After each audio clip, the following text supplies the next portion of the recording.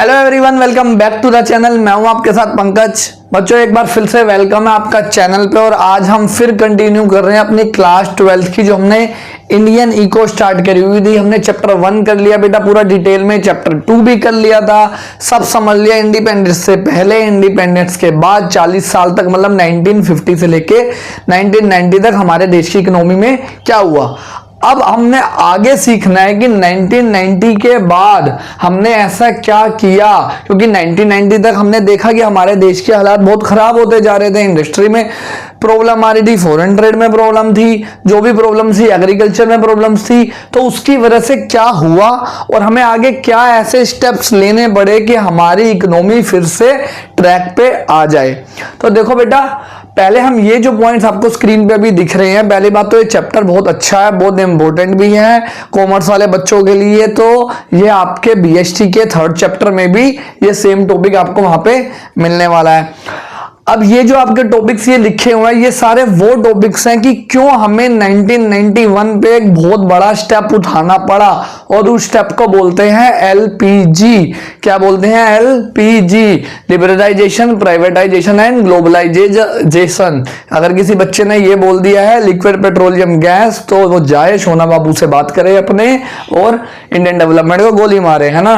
अब आ जाओ, अब ये क्या है, तो हमें एलपीजी क्यों करना पड़ा, हमें इतना बड़ा स्टेप्स क्यों लेना पड़ा, वो ये सारे रीजन लिखे हुए हैं। तो देखो, पहला रीजन है poor performance of public sector. हमने 2nd चैप्टर में पढ़ा था कि उस टाइम प्राइवेट सेक्टर नहीं थे, सारा का सारा जो इंडस्ट्री का बर्डन था वो किस पे था? पब्लिक सेक्टर पे था। तो वो जो 40 इयर्स गए 1950 टू 1990 तक, उस टाइम पे जो पब्लिक सेक्टर थे उनकी जो परफॉर्मेंस थी वो बिल्कुल भी सेटिस्फाई नहीं थी, वो बहुत ज्यादा लॉस में जा रहे थे। कुछ ही एंटरप्राइजेस पब्लिक की ऐसी थी जो थोड़ी प्रॉफिटेबल थी या फिर सही चल रही थी। तो देखो क्या लिखा हुआ है, performance of public sector was very disappointing between 1950 to 1990. Only few public enterprises perform well. Most of the public sector enterprises incurred a huge losses. तो वो लॉस में जाते जा रहे थे। अब कब तक उनको आप चलाते रहोगे, कब तक गवर्नमेंट उनको बाहर से पैसा ले लेके इन्वेस्ट उसमें करती रहेगी। तो एक ये प्रॉब्लम आई। सेकेंड है deficit in balance of payment. पहले ये समझो बैलेंस ऑफ पेमेंट क्या होता है। वैसे तो ये मैक्रो में आपका पूरा चैप्टर है, मैक्रो का लास्ट चैप्टर बेटा यही है, बीओपी, बैलेंस ऑफ पेमेंट। देखो, इंडिया में हम रह रहे हैं तो हम बाहर के देश से इंपोर्ट भी कर रहे हैं और उसे कुछ एक्सपोर्ट भी कर रहे हैं। तो जब गवर्नमेंट एक प्रॉपर स्टेटमेंट बनाती है जिसमें ये लिखती है कि कितना इंपोर्ट आया, कितना एक्सपोर्ट गया, उस स्टेटमेंट को बोलते हैं बैलेंस ऑफ पेमेंट। ये जब मैक्रो में आएंगे वहां पे पढ़ेंगे। अब यहां पे क्या लिखा हुआ है? Deficit in BOP. डेफिशिएट का मतलब है कि हम बाहर के देश से इंपोर्ट ज्यादा कर रहे थे और हमारे देश से एक्सपोर्ट वहां पे बहुत कम होके चल रहा था। उसकी वजह से बीओपी है हमारा वो माइनस में जा रहा था। डेफिशिएट का मतलब है माइनस में, मतलब हम पैसा बाहर ज्यादा भेज रहे थे और हमारे देश में पैसा कम आ रहा था। There was a huge deficit in BOP account which means India's import is exceeding the value of goods exported। मतलब इंडिया का जो इंपोर्ट है वो ज्यादा था। किससे ज्यादा था? इंडिया के एक्सपोर्ट से। अब हमने 2nd चैप्टर में पढ़ा था कि इंडिया ने इंपोर्ट सब्स्टिट्यूशन किया था और उसको सही रखने के लिए, मतलब बाहर से इंपोर्ट कम हो, गवर्नमेंट ने टैरिफ लगाए, कोटा लगाए ताकि इंपोर्ट कम हो। लेकिन फिर भी even after imposing heavy tariff and fixing quota there was a sharp rise in the import. लेकिन फिर भी इंडिया का इंपोर्ट कम नहीं हुआ बल्कि बढ़ता ही गया, और जो एक्सपोर्ट था वो भी बढ़ रहा था। लेकिन एक्सपोर्ट के बढ़ने का जो रेट था ना बेटा, वो बहुत कम था, बहुत धीरे धीरे वो इंक्रीज हो रहा था। अब आओ 3rd पॉइंट में। 3rd पॉइंट है इन्फ्लेशनरी प्रेशर। इन्फ्लेशनरी का मतलब होता है बेटा महंगाई होना, जब आपकी इकोनॉमी में कमोडिटीज के प्राइस बढ़ जाते हैं। और ऐसा क्यों हो रहा था, पढ़ते हैं। There was a consistent rise in the general price level in the economy due to increase in money supply and shortage of essential goods. एक तो हमारे यहाँ पे शॉर्टेज पड़ रही थी गुड्स की। देखो, हमारे देश की पॉपुलेशन 1921 के बाद एकदम बढ़ने लगी, तो डिमांड भी बढ़ने लगी, उतनी सप्लाई थी नहीं। हम सारा सामान बाहर से मंगा रहे थे। बाहर से कितना ही मंगा लोगे, आपने ऑलरेडी कोटा लगा दिया कि इससे ज्यादा मंगा नहीं सकते और चीजें महंगी हो गई। ठीक है, तो क्या हुआ, उसकी वजह से डिमांड ज्यादा सप्लाई कम। जो जब भी ऐसा होगा तो प्राइसेस बढ़ने लग जाएंगे और इकोनॉमी में मनी सप्लाई बहुत घूमने लग गई थी, लोगों के पास पैसा आ गया था। जब लोगों के पास पैसा आ जाता है तो वो और डिमांडिंग हो जाते हैं, तो और डिमांडिंग होंगे तो प्राइस बढ़ने लग जाएगा कमोडिटी का इकोनॉमी में। नेक्स्ट है fall in foreign exchange reserve. Foreign exchange मैंने आपको पहले भी बता रखा है कि हमारे देश की करेंसी छोड़ के सारे देश की करेंसीज, तो उसका जो रिजर्व था ना हमारे पास, जो हमारे पास आरबीआई फॉरेन एक्सचेंज को रखता है क्योंकि इंपोर्ट एक्सपोर्ट करने में वही आपका यूज होने वाला है, तो वो फॉल होता जा रहा था। वो इतना ज्यादा फॉल हो गया था कि हमारे पास आने वाले सिर्फ 2 हफ्ते के लिए ही पैसा बचा हुआ था फूड सप्लाई को इंपोर्ट करने के लिए। In 1991, foreign exchange reserve fell to the lowest level and it leads to the foreign exchange crisis। वो अपने सबसे लोएस्ट पॉइंट पे पहुंच चुका था। पूरी कंट्री में सबसे ज्यादा क्राइसिस हो गया था कि अगर रिजर्व खत्म हो गया तो बाहर के देश तो हमें इंपोर्ट पैसा देगा ही नहीं, मतलब कोई सामान भेजेगा ही नहीं क्योंकि हम उसे पेमेंट ही नहीं कर पाएंगे डॉलर वगैरह में। Foreign exchange reserve decline to a level that was not adequate, कि इतना ज्यादा कम हो चुका था कि उसके वजह से कि वो 2 चीजों को पूरा करने के लिए भी नहीं था। कौन सी 2 चीजें? To finance import for not more than 2 weeks, 2 week से ज्यादा उसके पास पैसा नहीं था। इसके बाद to pay the interest that needs to be paid to the international lender, जो हमने बाहर के देश से, बाहर के इंस्टीट्यूट से, बाहर की गवर्नमेंट से पैसा लिया हुआ था, लोन लिए हुए थे, तो उनको इंटरेस्ट पे करना था। अब इंटरेस्ट पे तो फॉरेन करेंसी में होगा ना, जब आपने पैसा डॉलर में लिया तो इंटरेस्ट भी डॉलर में जाएगा, तो इतना पैसा भी नहीं था कि सही से इंटरेस्ट पे हो पाए। अगर सारा इंटरेस्ट पे कर देते तो वो पैसा उसी टाइम खत्म हो जाता। तो ऐसी हमारे देश की कंडीशन उस टाइम हो रखी थी। फिफ्थ है बेटा ह्यूज बर्डन ऑफ डेप्ट। अब गवर्नमेंट अपने खर्चे भी नहीं पूरे कर पा रही थी, जो डेली खर्चे थे उसको भी पूरे नहीं कर पा रही थी, तो गवर्नमेंट क्या कर रही थी? बैंक से लोन ले रही थी, पब्लिक से लोन ले रही थी, तो डेप्ट मतलब कर्जा चढ़ता जा रहा था गवर्नमेंट के ऊपर। The expenditure of the government was much higher than its revenue। Government के एक्सपेंडिचर उसके रेवेन्यू से भी ज्यादा थे। Government had to borrow money from bankers, so government को पैसा लेना पड़ा किससे? बैंक से, पब्लिक से और बाहर के इंस्टीट्यूशन से। जो बाहर के भी इंस्टीट्यूशन थे ना, वो एक टाइम आ गया था कि उन्होंने भी पैसा देना मना कर दिया था कि भैया हाथ जोड़ लो, अब हमारे पास पैसा नहीं है। Last point inefficient management. अब देखो बाहर से जो पैसा आ भी रहा था या गवर्नमेंट अपना जो पैसा कमा भी पा रही थी, तो उसका मैनेजमेंट सही नहीं था। उसे कहाँ लगाना है, कौन से प्रोडक्टिव वे में लगाना है कि हम रेवेन्यू का सोर्स बना पाए, तो वो वहां पे पैसा नहीं लगा पा रही थी। The management of the fund by the government was very inefficient. Most of the funds are spend on the unproductive activity. जहां पे पैसा लगाना चाहिए था वहां नहीं लग रहा था, वेस्टफुल एक्टिविटी में लग रहा था। Foreign exchange borrowed from the others country, जो बाहर के देश से हम पैसा ला भी रहे थे, वो spend on the meeting consumption need. वो हमारे देश की खुद की जो कंजम्पशन है उसी की नीड को पूरी करने में लग रहा था। तो इन्वेस्टमेंट तो आप क्या ही करोगे जब आपके खर्चे, डेली के खर्चे ही नहीं पूरे हो पा रहे। आगे क्या लिखा हुआ है? Government was not able to generate sufficient from the internal source, कि जो गवर्नमेंट है वो खर्चे तो बहुत कर रही थी लेकिन अपने रेवेन्यू के सोर्स नहीं बना पा रही थी, पैसों का सोर्स नहीं आ रहा। एक इंसान है जो कह रहा है मैंने गाड़ी ले ली, घर ले लिया, लोन पे ले लिया, सब कुछ ठीक है, आईफोन ले लिया, बड़ी बड़ी चीजें ले ली लोन पे, लेकिन इनकम का सोर्स नहीं बना पाया, तो वो क्या करेगा? वो कर्जा ही लेगा। इसलिए गवर्नमेंट के ऊपर कर्जा चढ़ता गया, इनसफिशिएंट मैनेजमेंट नहीं कर पा रहा वो। तो ऐसा ही हमारे देश की गवर्नमेंट के साथ भी हुआ। अब देखते हैं इसके बाद चैप्टर में आगे क्या प्रॉब्लम्स हुई, इससे हम कैसे निकले, कौन से स्टेप्स हमारी गवर्नमेंट ने लिए उस टाइम। तो देखो बेटा अब आगे क्या हुआ, क्या क्या हमने स्टेप्स लिए हमारी गवर्नमेंट ने।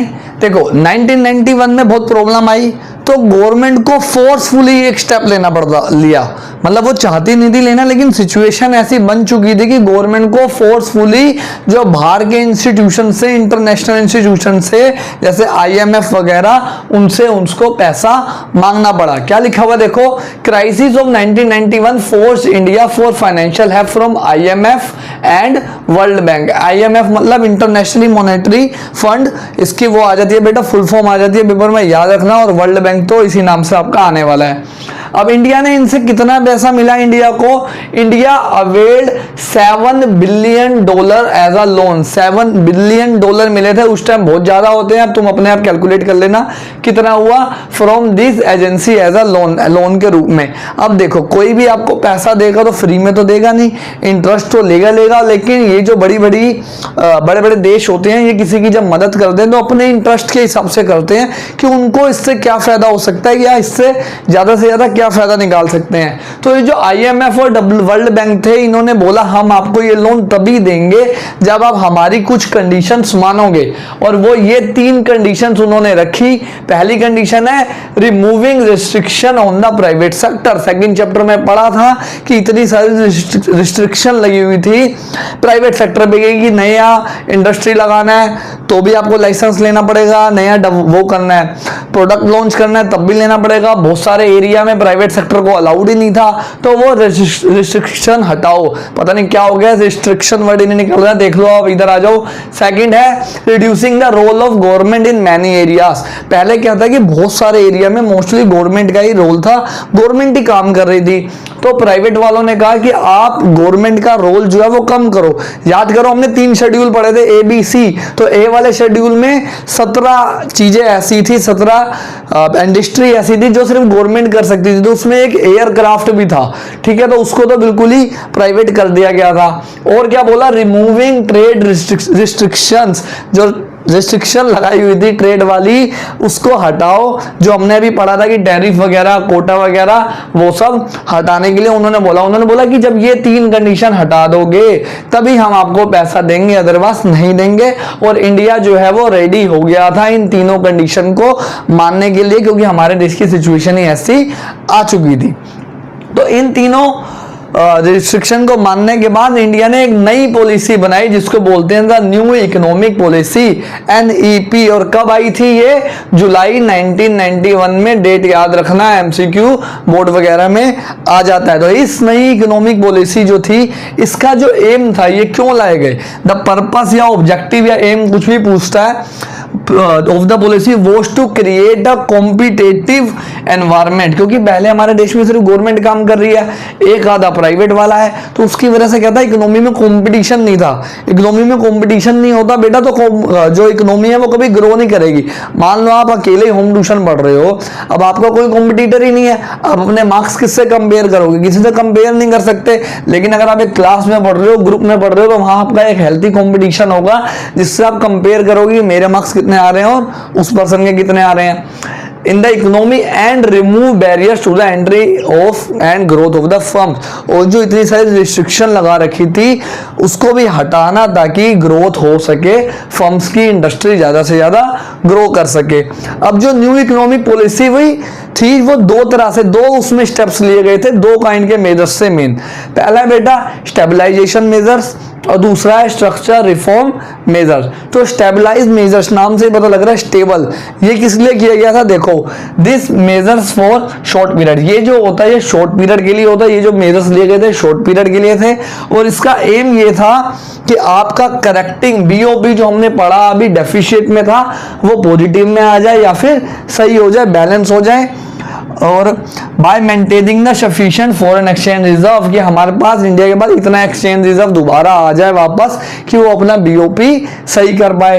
नेक्स्ट था इसी में कंट्रोलिंग इन्फ्लेशन, जो महंगाई बढ़ती जा रही थी, चीजों के रेट बढ़ते जा रहे थे, उसे भी कम किया जाए। फिर स्ट्रक्चर रिफॉर्म्स, ये ज्यादा इंपॉर्टेंट है, इसमें बहुत सारी चीजें आएंगी अभी आगे। ये जो था वो लॉन्ग टर्म पीरियड के लिए होता है और इसका एम क्या होता है कि इंप्रूव किया जाए एफिशिएंसी ऑफ द इकोनॉमी। जो इकोनॉमी है उसके पास इतना ज्यादा पोटेंशियल है, इंडिया इतना बड़ा देश है लेकिन फिर भी उसकी एफिशिएंसी नहीं बढ़ रही। जितना पैसा, जितना GDP इकोनॉमी में ग्रोथ होनी चाहिए थी इंडिया की, वो ग्रोथ नहीं हो पा रही थी। तो वो कैसे की जाए वो इस पे ध्यान दिया गया। और नेक्स्ट है इंक्रीजिंग इंटरनेशनल कंपटीशन, कॉम्पिटिटिवनेस बढ़े, ज्यादा से ज्यादा कंपटीशन हो। अगर हमारे इंडिया में कंपटीशन ना आता ना तो मोबाइल बेटा और लेट आता।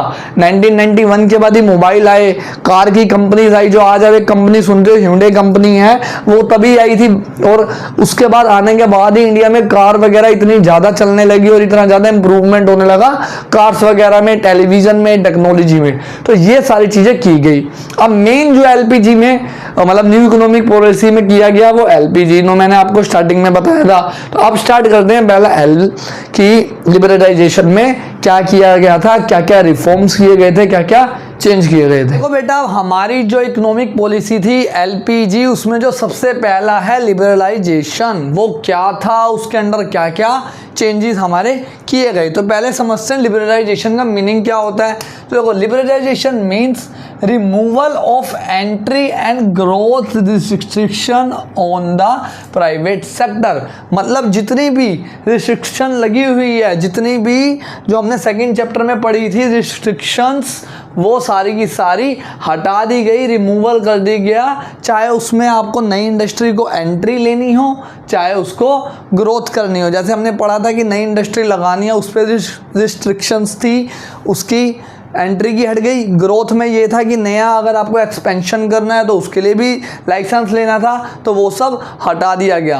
आगे क्या लिखा है देखो, it involves deregulation and reduction of the government control and greater freedom of the private investment to make economy more competitive. कि इसमें क्या किया गया कि जो डीरेगुलेशन मतलब जो गवर्नमेंट का इतना ज़्यादा कंट्रोल था, जो इतना ज़्यादा उनका वो था, लाइसेंस का पंगा था, वो सब हटा दिया गया और ग्रेटर फ्रीडम मिली गई, ज़्यादा फ्रीडम दी गई किसको, प्राइवेट सेक्टर को इन्वेस्टमेंट करने के लिए, ताकि वो इकोनॉमी को और कॉम्पिटिटिव बना सके। नई नई कंपनीज आए, इंडिया में आके इन्वेस्ट करें, लोगों को काम मिले, देश की जीडीपी बढ़ी। और पर्पस क्या था लिबरलाइजेशन करने का, पर्पस क्या था, क्यों किया गया, to unlock the economic potential of the country by encouraging private sector and MNC to invest and expand. ताकि इकोनॉमी का जो एक्चुअल में पोटेंशियल है, एक बच्चा है वो 10 में से 5-6 नंबर ला रहा है, लेकिन एक्चुअली में उसका जो पोटेंशियल है वो 10 में से 9 वाला है।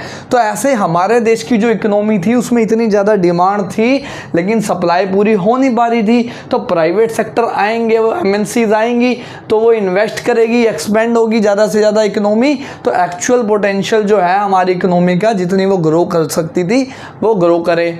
सेकेंड है to introduce much more competition into the economy, ताकि ज़्यादा से ज़्यादा कॉम्पिटिशन हो। कॉम्पिटिशन होता है तो सबसे ज़्यादा जो बेनिफिट होता है वो कंज्यूमर के होता है। अगर एक ही आपको प्रोडक्ट मिल रहा है, आपके पास कोई ऑप्शन नहीं है, ठीक है, तो आप क्या करोगे, आपको मजबूरी में वही खरीदना पड़ेगा, जो प्रोड्यूसर बेच रहा है, जिस प्राइस पे बेच रहा है वही लेना पड़ेगा बेटा। लेकिन अगर आपके पास कंपटीशन है तो आपके पास चॉइसेस है, आपको एक नहीं पसंद आ रहा दूसरे पे जाओगे, दूसरा नहीं आ रहा तीसरे को खरीदोगे। तो वो सारी इकोनॉमी को ज़्यादा से ज़्यादा इंप्रूव हो, इसके लिए लिबरलाइजेशन किया गया। अब लिबरलाइजेशन में बहुत सारे रिफॉर्म्स किए गए। रिफॉर्म्स मतलब चेंज, तो उसमें से पहला रिफॉर्म्स था बेटा इंडस्ट्रियल सेक्टर रिफॉर्म, जो इंडस्ट्री से रिलेटेड था। देखो, the various measures under industrial policy reforms are include, क्या क्या इसमें इंक्लूड किया, क्या क्या चेंज किया गया। पहला है reduction in the industrial licence, जो हमने लाइसेंस राज सेकंड चैप्टर में पढ़ा था कि भाई साहब हर चीज़ के लिए आपको लाइसेंस लेना था। गवर्नमेंट के लिए 17 इंडस्ट्री अलग से रखी हुई थी, तो उनको कम कर दिया गया। क्या लिखा हुआ है देखो, the new policy abolished the industry licensing for all the project except 5 industry. पहले जो 17 था उस 17 को क्या कर दिया गया, सीधा 5 लाए गए। अब 5 वो कौन से थे, मतलब आपको अब लाइसेंस लेने की जरूरत ही नहीं थी, लेकिन ये 5 इंडस्ट्री अगर आप लगा रहे हो तो आपको लाइसेंस लेना पड़ेगा।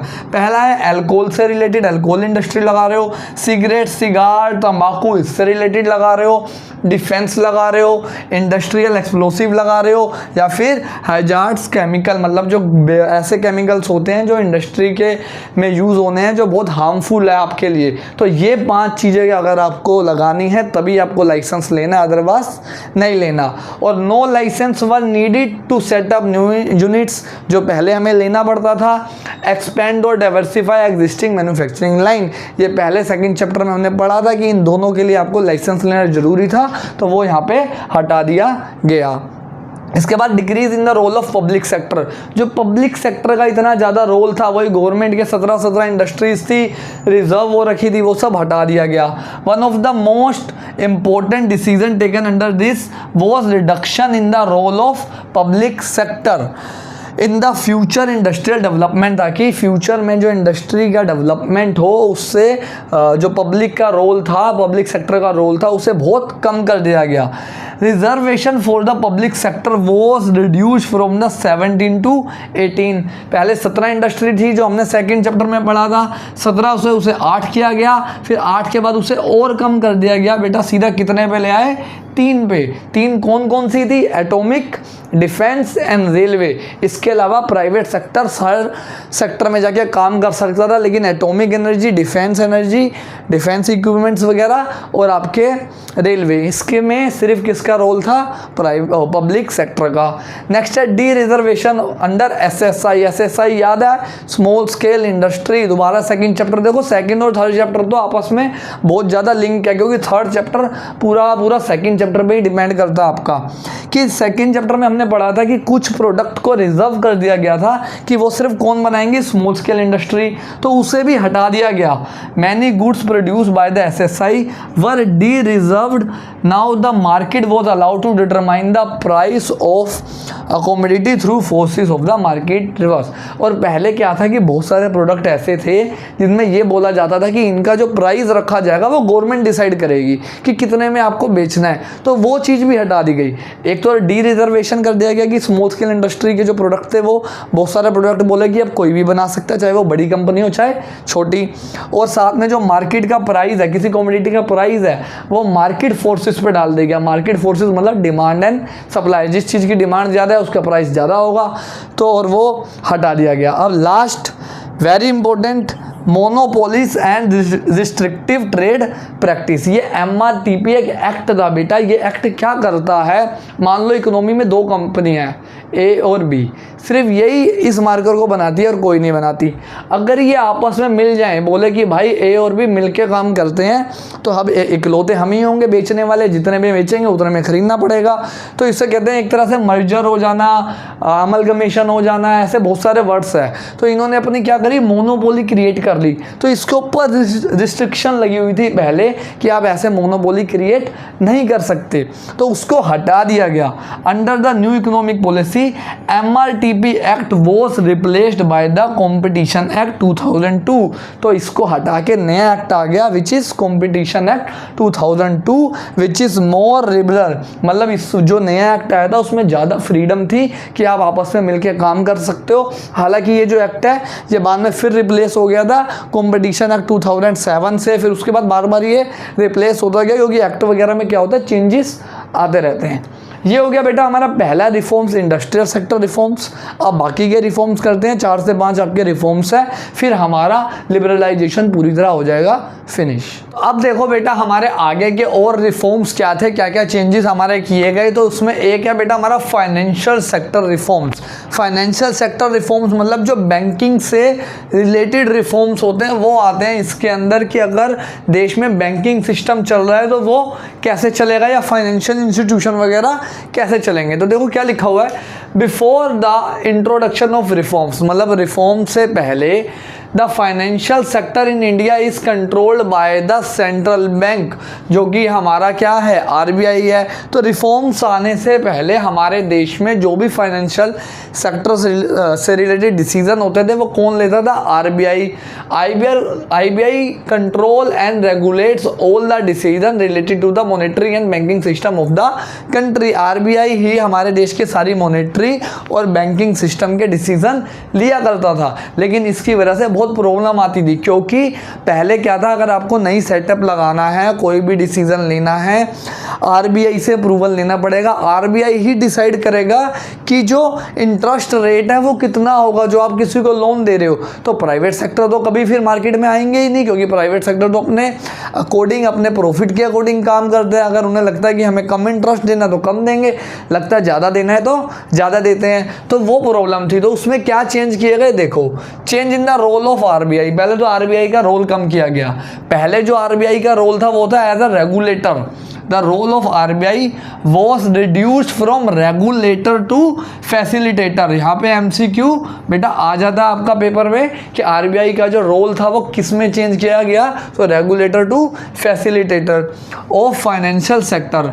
After reforms financial sector was allowed to take decision on many matter without consulting the RBI. Reforms आने के बाद जितने भी फाइनेंशियल सेक्टर्स में लोग थे, जो भी बैंक्स थे, उनको अलाउ था कि वो विदाउट कंसल्टिंग आरबीआई से राय लेने से पहले भी बहुत सारे ऐसे मैटर्स थे जिनको खुद अब वो डिसीजन ले सकते थे।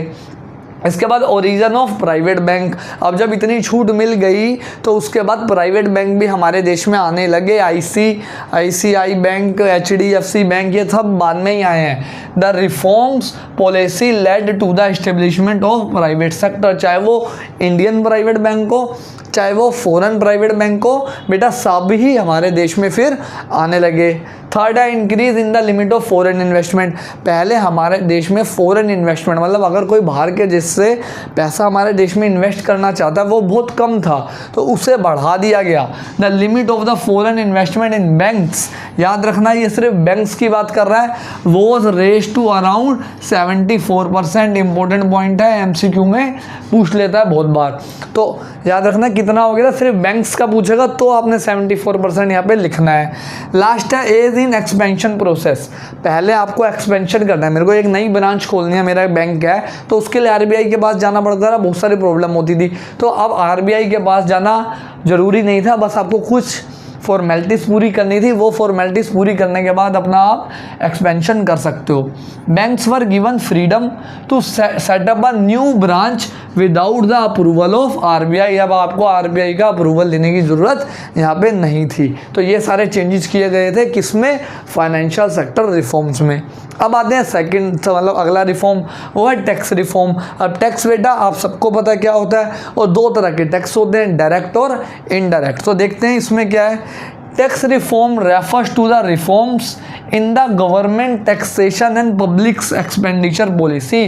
जब गवर्नमेंट के टैक्सेशन और पब्लिक एक्सपेंडिचर मतलब वो अपना खर्चा कैसे करेंगे, कहाँ करेंगे, उसमें चेंज किया जाता है। Which are also known as, collectively known as fiscal policy, की वो एक साल में अपना कितना टैक्स लेंगे, क्या रेट होगा टैक्स का, वो सारी चीज़ें इसके अंदर आती है बेटा।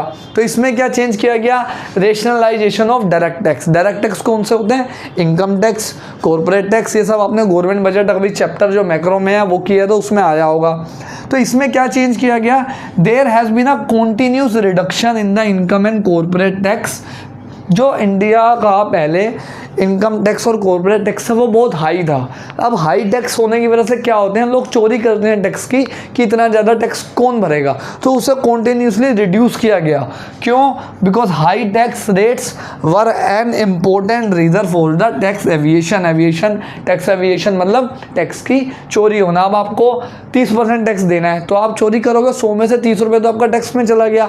लेकिन वहीं अगर आपको 20% देना है, 15% देना है, तो आप खुशी खुशी दे दोगे। और क्या चेंज किए गए, reforms in the indirect tax. अब इनडायरेक्ट टैक्स में भी चेंज किया गया।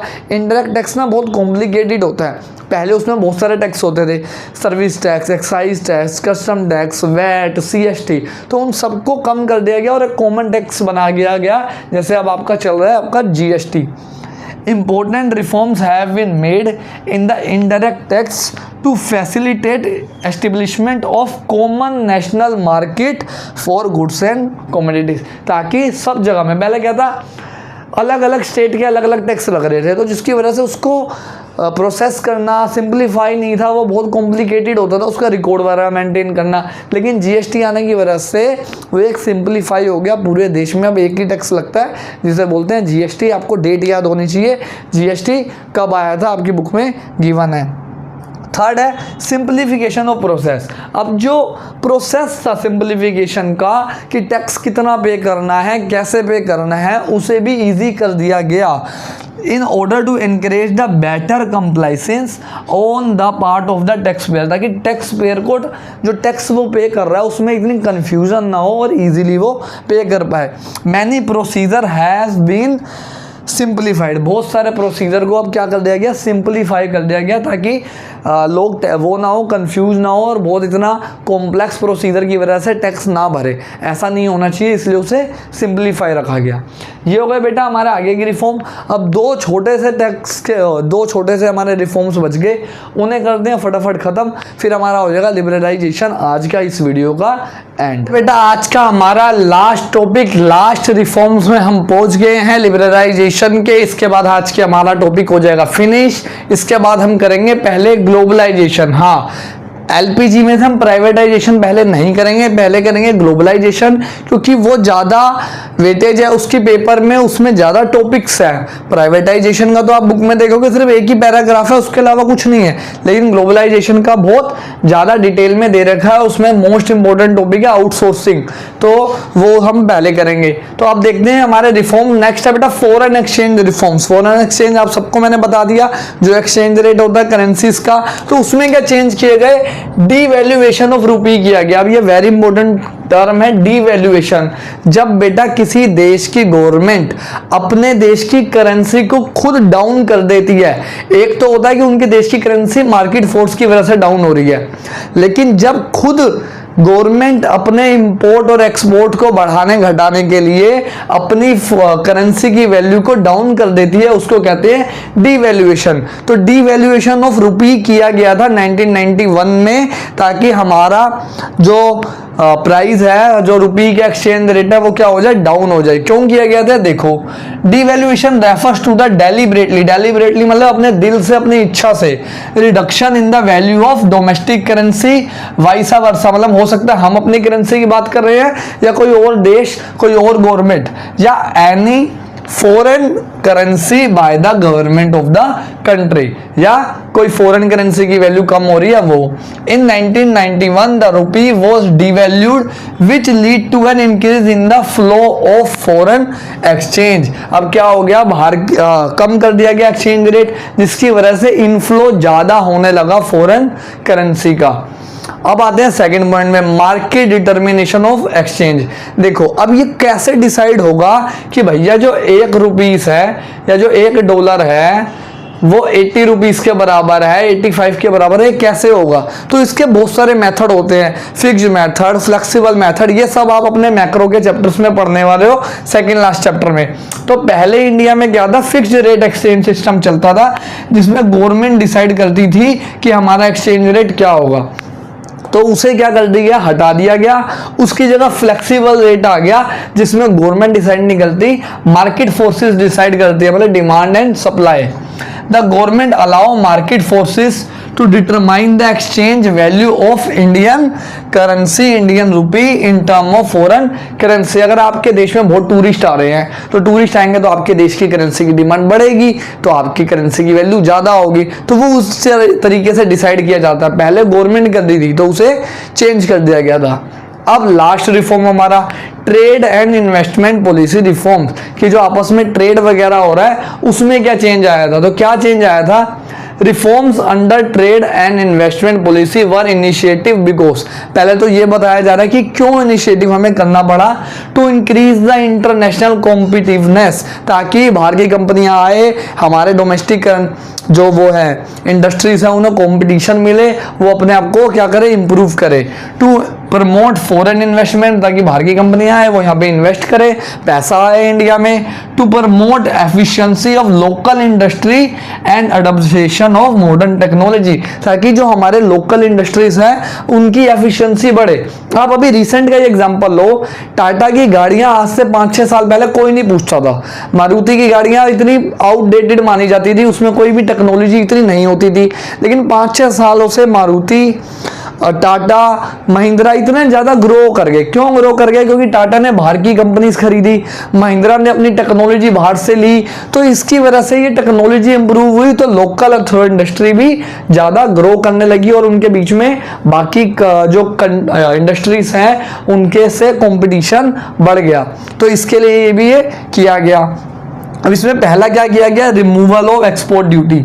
जो एक्सपोर्ट ड्यूटी थी उसे रिमूव कर दिया गया, मतलब इंडिया से कोई इंडियन कंपनी बाहर सामान भेज रही थी तो उस पर जो टैक्स लग रहा था उसे बहुत कम कर दिया गया या फिर नेगलेक्ट कर दिया गया, हटा दिया गया। Export duties were removed to increase the competitiveness position of the Indian goods in the international market, ताकि जो इंडिया के गुड्स हैं वो भी बाहर जाके बिक सके, उनकी भी मार्केट बाहर बन सके। सेकंड है रिडक्शन इन इंपोर्ट ड्यूटीज। अब जो बाहर के देश से हम सामान मंगाते हैं उसमें जो टैक्स लगता है वो कम कर दिया गया। वो क्यों कम कर दिया गया, ताकि अगर कोई इंडियन कंपनी बाहर के देश से कोई रॉ मटेरियल मंगाना चाहती है उस पर जो टैक्स लग रहा है वो कम हो जाए, उसे वो सस्ते में पड़े और वो उसे अच्छे प्राइस में फिर यहाँ बेच सके।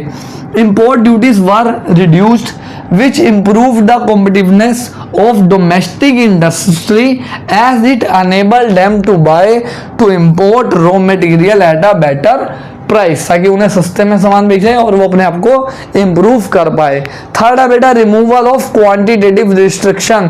जो हमने पहले पढ़ा था, कोटा सेट कर दिया गया था कि एक प्रोड्यूसर कितना इंपोर्ट कर सकता है, उसे भी हटा दिया गया। Under NEP quantitative restriction on import and export were greatly reduce, बहुत कम कर दी गई, वो रिस्ट्रिक्शन भी हट गई। अब हो गया बेटा आज का हमारा पूरा टॉपिक फिनिश। बहुत बड़ा टॉपिक था, अच्छे से हमने डिटेल में कर लिया है। एक बार आप फिर भी बुक अपनी रीड कर लिया करो, वीडियो देखते देखते या जो भी आपके पास नोट्स अवेलेबल है। ठीक है, तो मिलते हैं बच्चों नेक्स्ट वीडियो में। अब नेक्स्ट वीडियो में हम क्या करने चाह रहे हैं, पहले ग्लोबलाइजेशन। Thank you.